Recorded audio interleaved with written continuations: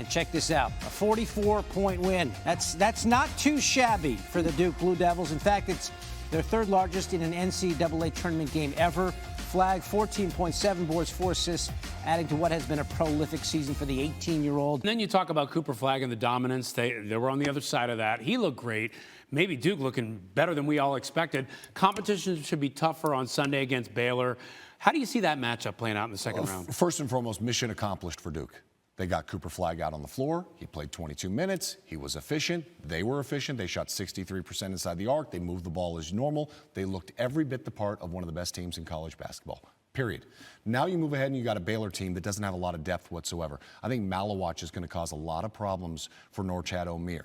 Norchad Omier leads the nation in double-doubles. He passed recently Tim Duncan on the career double-doubles list. He's the interior presence, but he's undersized for Baylor.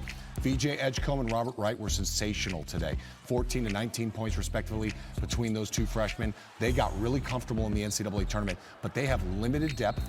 And I think Duke's going to be able to push and create tempo. And I think the defense and the length of Duke is really going to bother Baylor in this second round matchup. Baylor's a talented squad. They look good in the first round matchup, Mississippi State, but Duke is a totally different story. They looked good. I'm not taking anything away. They knocked an SEC team out. The SEC is taking a couple more losses. I think people would have expected maybe early on in this event, but Duke looked great.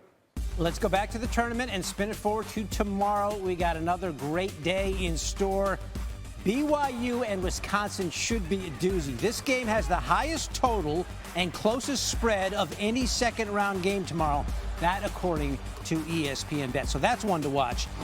Both 1 seeds tomorrow face some tough competition. You got Auburn taking on the 9-seed Creighton, which dropped 89 points in the first round against Louisville, tied its most in an NCAA tournament game in school history. And then there's Houston. They get a heavily underseeded Gonzaga squad that ranks 8th in BPI. The Bulldogs are also seeking a 10th straight tournament with multiple wins, which would tie John Wooden's UCLA team for the longest streak all time. And finally, the Kentucky coaching alumni game. Rick Pitino and St. John's against John Calipari in Arkansas. Whoever wins will join Lon Kruger as the only coaches to take 4 different teams to the Sweet 16. Those are the high-profile matchups, a treetop look at things. As you drill down, which other games bear watching tomorrow, Sean? Well, I think Michigan, Texas A&M is going to be an awesome game because the winner goes into that Sweet 16 potentially against Auburn or Creighton, but most likely probably Auburn.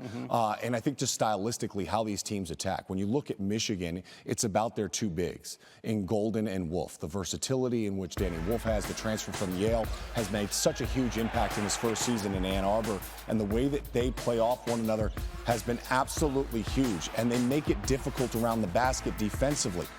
Now on the flip side of things, though, you think about Texas A&M. Texas A&M is #1 in the country in offensive rebounds. They get stuck offensively at times. They struggle to score, but sometimes their best offense is a missed shot. They rebound 40% of their misses on the season. They had 24 rebounds at the offensive end against Auburn earlier this year.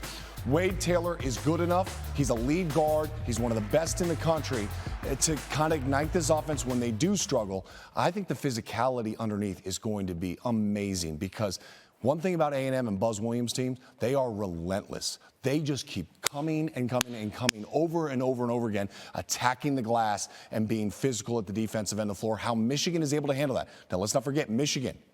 10 one-possession games in which they've won this year. At what point in time do they play in a tight game where they don't win? Maybe it's tomorrow. Okay, we'll see how, they are so good in crunch time. We'll see how it plays out. The biggest story of the day yesterday was McNeese taking down Clemson, and so we got a Cinderella going here.